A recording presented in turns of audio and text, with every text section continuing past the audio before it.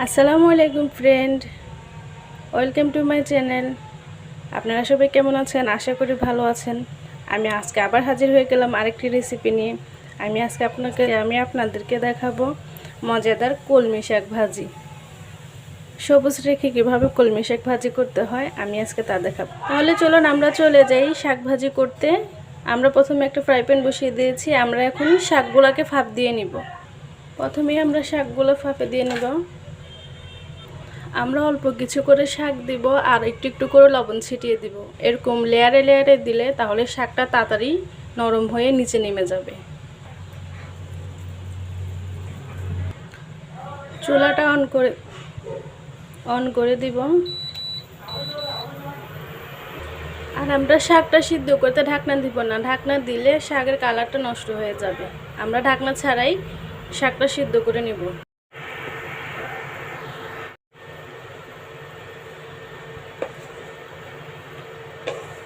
আমরা অল্প কিছুক্ষণ শাকটাকে সিদ্ধ করে নিব।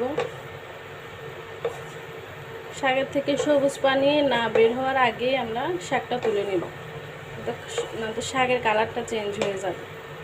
এখানে আমরা উঠিয়ে নিব, নিয়ে পানিটা ছেঁকে ফেলে দেব।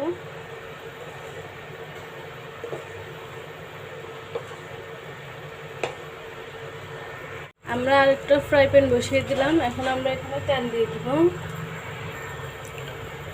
পরিমাণ মতো তেল দিয়ে দেব।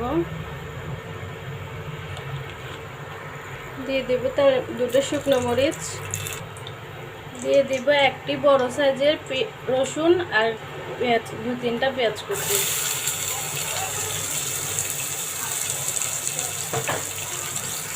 আমরা পেঁয়াজটা ভালো করে ভেজে নেব।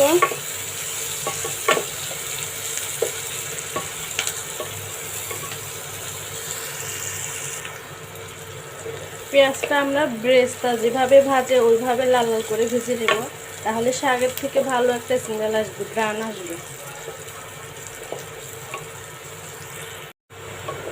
পেঁয়াজগুলো ভাজা হয়ে গেছে, এখন আমরা শাকগুলো দিয়ে দেব।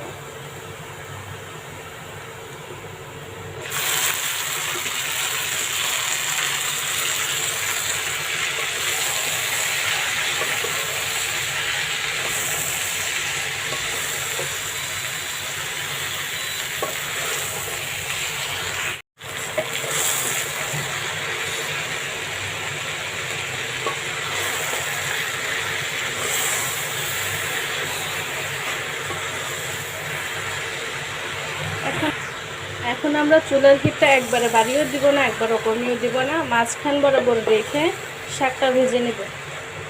বেশি বাড়িয়ে দিলে শাকটা কালারটা নষ্ট হয়ে যাবে। আমরা এখন আবার একটু লবণ দিয়ে দিলাম, তখন লবণ কম হয়েছিল। আর আমি শাকটা অত চিকন করে কাটি না, একটু মোটা মোটা করে কেটে নিচ্ছি। আপনারা আপনাদের ইচ্ছা মতো কেটে নেবেন। আমরা দিয়ে দিলাম কয়েকটা কাঁচামরিচের ফালা।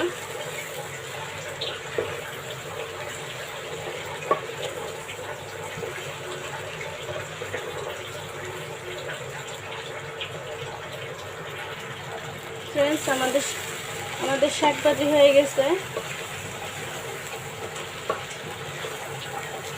এখন আমরা উঠিয়ে নিব। ফ্রেন্ডস, আমাদের শাক ভাজি করা শেষ। দেখুন আমাদের শাক ভাজি।